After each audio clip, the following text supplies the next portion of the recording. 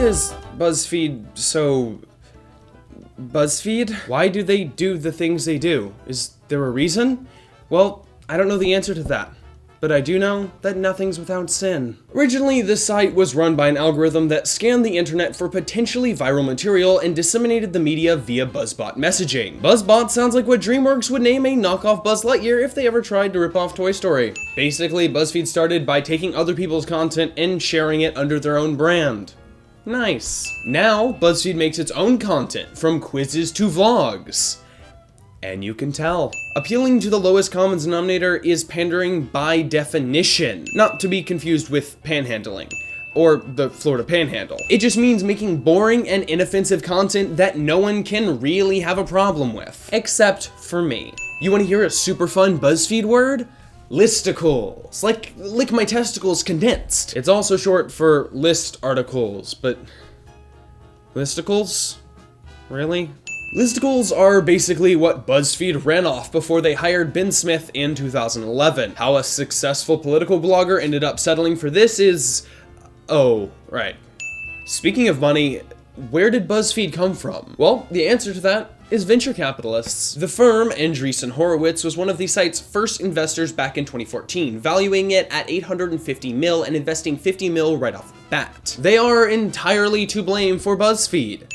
Unfortunately, there were also key investors in Twitter, Facebook, Skype, and Airbnb, to name just a few. So we really can only vent our frustrations on YouTube, where BuzzFeed already reigns supreme. What a travesty. By the end of 2016, the company was valued at $1.7 billion. Shoot me. Actually, shoot me, film it, and call it Bobby Tries Out New Suicidal Methods with a cutesy smiley face image in the thumbnail, and maybe we'll also be valued at 1.7 billion. Guys, I'm not alone in thinking BuzzFeed is not so clever. BuzzFeed itself also thinks BuzzFeed is not so clever. They actually deleted 4,000 posts at the end of 2014 because, and I quote, "as time passed, they looked stupider and stupider." Now, that was just a quote from a New Yorker article published back in 2015, and it was merely an observation by the author. But it was really funny, so I had to include it. Since that's more fact-checking than most BuzzFeed articles get, I'm gonna let that sin stand and add another one just for kicks. Did you know that BuzzFeed now has a division called BuzzFeed Motion Pictures? They're going to be producing feature films.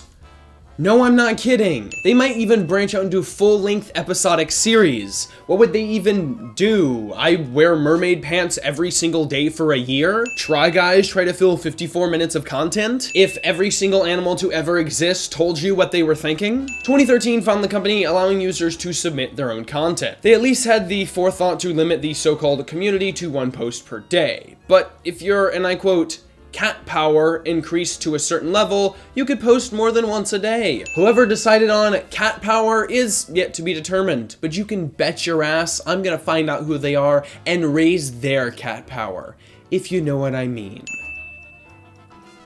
I don't know what I mean. I guess the name is supposed to be a meme, like, hey guys, you know what's really funny? Satirical commentary? No. Clever jokes?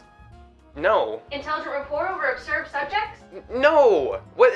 Cats! Cats are what's funny! Let's give the users cat power! It'll be hilarious. One random article from a site that no one really cares about actually described BuzzFeed's ambition as an improbable quest to become more serious and more inane at the same time. That one hits the nail right on its proverbial head. In case you were wondering, BuzzFeed does indeed run Tasty. You know, those food videos you orgasm over when all the other social media sites have failed you and you just can't help yourself? BuzzFeed was one of the first news sources to run Trump's Russia dossier in January of this year. You know, the one CNN didn't publish because it was unverifiable? Sure, they went ahead and let everyone know in the article that the dossier was unverified and included clear errors, but they still circulated it to their cat meme-loving public. News outlets have a certain responsibility to stem the flow of potentially hazardous information. They don't exist to rattle off every piece of gossip they hear like your nosy Aunt Linda.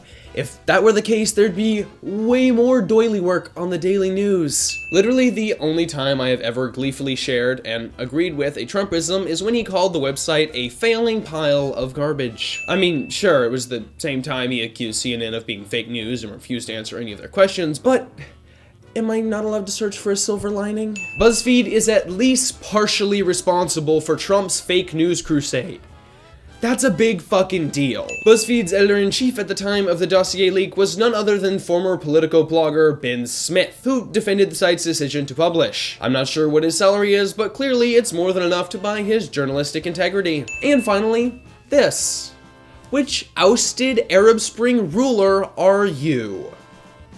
Need I say more?